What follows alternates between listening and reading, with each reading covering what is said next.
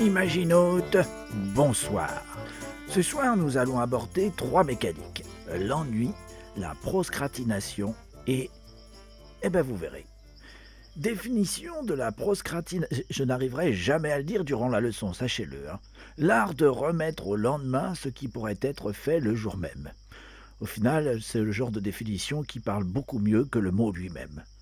La loi de Parkinson, et non Perkinson, dit « on met le temps de faire les choses ». Et c'est peut-être l'adage qui va vous permettre de mieux comprendre cette notion. Repousser l'inéluctable, besoin d'une création ou d'un travail. La procrastination... j'ai réussi. Allez, je le retente. La procrastination est une gestion du temps par l'urgence, c'est-à-dire de prendre le temps de se donner la pression qu'il faut au dernier moment. Permettre au temps la chance de vous surprendre, de vous offrir des rencontres, des hasards qui prouveraient que votre fausse fainéantise avait des raisons de vous influencer. L'important dans ce système est la satisfaction, une sorte de naïveté. Oui, vivre dans le présent et se féliciter dans l'agréable. Ce sont les meilleurs contextes pour apprendre, n'est-ce pas? Bien sûr, il y a conflit interne. Une culpabilité du bon sens et du devoir-faire peut revenir régulièrement. Alors, il faut prendre conscience que ce duel aura une fin si vous avez la pression de cette fameuse date butoir. Il y a 3 zones importantes à définir dans la procrastination. En premier, l'annonce du projet et de la deadline à venir. Ensuite, la zone rassurante du plaisir et du temps élargi, où rien n'a d'importance que de défier par la désinvolture la pression de cette deadline. Et puis, il y a la zone panique. Vous savez, celle avec, avec une alarme et des gyrophares qui font La deadline est toute proche et l'ensemble de votre être va devoir se mobiliser pour éviter le pire. Beaucoup de créatifs subissent cette mécanique qu'ils ont eux-mêmes mis en place. Cette mécanique de création est comme une sorte de prise d'otage volontaire. Elle peut créer beaucoup d'angoisse et de stress. La zone de panique est intéressante. Elle va devoir piocher dans tout ce que la zone plaisir a égrené pour digérer et créer de la cohérence. Le stress va stimuler la créativité et créer une sorte d'euphorie imaginative. En activant un maximum de réseau neuronal, l'imaginaire va devenir omnipotent dans votre cerveau. Vous n'avez plus le choix, vous lui laissez les rênes. Vous lui ouvrez la porte par nécessité et urgence. Comme pour les rêves. Le sommeil paradoxal, pour purger vos émotions cumulées, va piocher dans les souvenirs, les ressentis et les mémoires. Mais il a une deadline, le réveil. Et c'est pour ça que parfois vos rêves peuvent être décousus ou vous donner l'impression de précipitation. Il va donc falloir faire confiance au système de stress de cette panique. Cette énergie déployée va se nourrir de tout ce qui s'est fait pendant la procrastination. Et dans un immense et parfait patchwork, menez à bien votre projet comme dans une magnifique magie. Mais parfois, on ne vit pas dans un Disney et ça se passe mal. Si vous n'avez pas cette deadline, alors vous allez vous perdre. Cette énergie ne viendra pas. La procrastination devient alors un gouffre qui attire inexorablement vers le bas. Vous deviendrez même incapable de commencer quoi que ce soit, paralysé par l'autocensure, empêchant toute initiative. Pour toute création, il vous faut une limite, une date, même fixée de vous-même.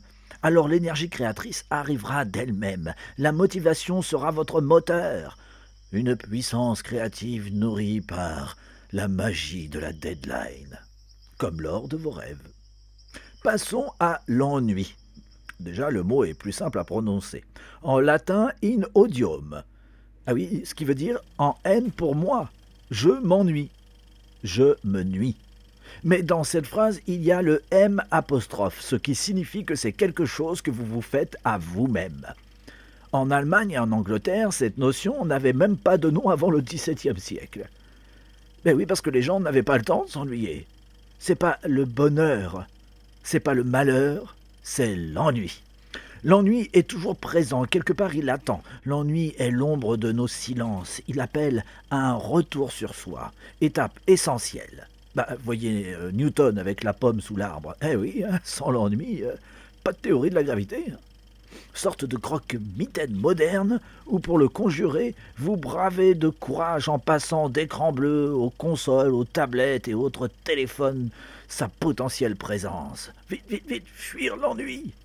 Le cerveau a tellement besoin de trouver du signifiant, du symbole partout, que l'ennui peut devenir l'antichambre de votre créativité. Un état recherché, un peu comme un marathonien qui cherche son deuxième souffle. L'ennui est le facteur de créativité. Fuir l'ennui, c'est se fuir soi-même. Bien sûr, l'ennui n'est pas l'absence de divertissement, c'est l'absence de sens. Pour être créatif, il faut jouer, être dans le ludique avec son cerveau et retourner son idée, la malmener. Pour cela, il vous faut du temps. Le processus créatif demande de se couper à un moment du monde, et pour cela, l'ennui est essentiel. Notre cerveau est naturellement absorbé par tout ce qui l'entoure. Tout ce qui peut être analysé, il saute dessus. Ceux qui veulent nous vendre tout un tas de choses l'ont bien compris. Pour faire naître une idée, il faut passer par 3 phases. Premièrement, la phase de déconnexion. La phase de déconnexion des fonctions de surface, ce qui mène à l'ennui. Ensuite, la phase océanique, où le chaos pensif prend le relais. Tout un tas de sensations, de pensées vont prendre ce même relais. Pour finir, la phase d'autocritique. Vous savez, c'est le censeur dont je vous ai parlé. Celui qui risque de vous dire au creux de l'oreille « Allez, c'est mieux si tu vas procrastiner, on s'en fout, allez. » C'est lui qu'il faut combattre. Il faut cultiver l'ennui, il est essentiel. N'ayez pas peur de vous ennuyer, ayez surtout peur de devenir ennuyeux. L'ennui existe en rêve, et il mène au sens. Ces 2 notions mènent à ce vers quoi il faut tendre. Et c'est la surprise. Il faut tendre à l'oisiveté. Et oui, c'est le petit trésor dans le petit coffret qui était caché. Ah, on vient de l'ouvrir. Oh, c'est le trésor! Cette notion explorée par Bertrand Russell, homme incroyable, d'une grande lucidité. Et si l'oisiveté était née à la base sur la souffrance de ceux qui se tuaient à la tâche? En termes de créativité, l'ennemi est l'efficacité et le rendement. Si vous voulez créer, il faut commencer par laisser le temps à vos mécaniques, à vos connexions neuronales d'ouvrir de nouvelles routes.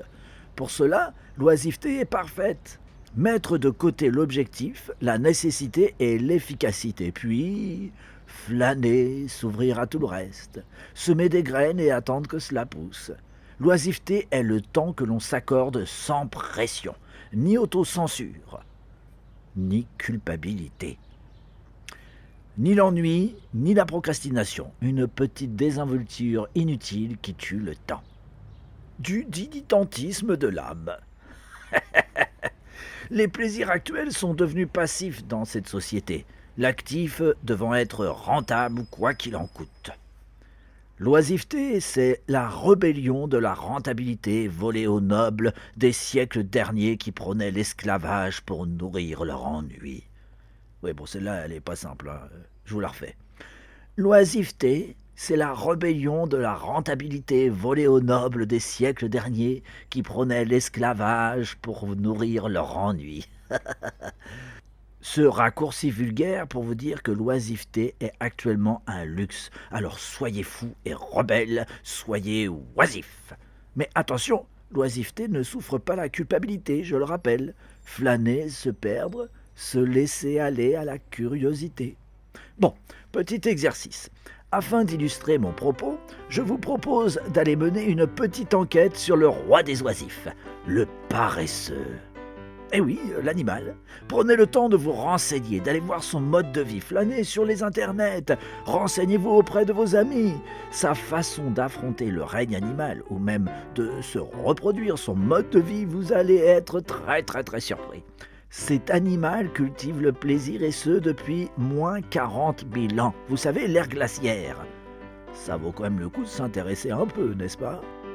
Et après cette petite enquête, vous saurez me dire en commentaire si vous êtes plutôt du genre cascadeur à tenter l'impossible et la grande barrière de la deadline dans la procrastination, si vous êtes plutôt du genre à vous affronter vous-même face au miroir de l'ennui, ou si vous êtes le paresseux à vouloir juste défier les âges les plus farouches. Allez, Imaginote, je vous laisse regagner paisiblement le réel. Quant à moi, je reste ici et je vous dis à bientôt.